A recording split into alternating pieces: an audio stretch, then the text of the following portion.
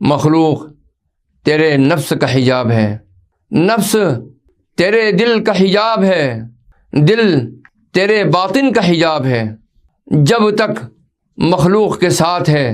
اپنے نفس کو نہ دیکھ سکے گا، اگر مخلوق کو چھوڑ دے تو اپنے نفس کو دیکھنے لگے گا، وہ تجھے تیرے رب کا اور تیرا دشمن لگے گا، اور تو ہمیشہ نفس سے لڑتا رہے گا،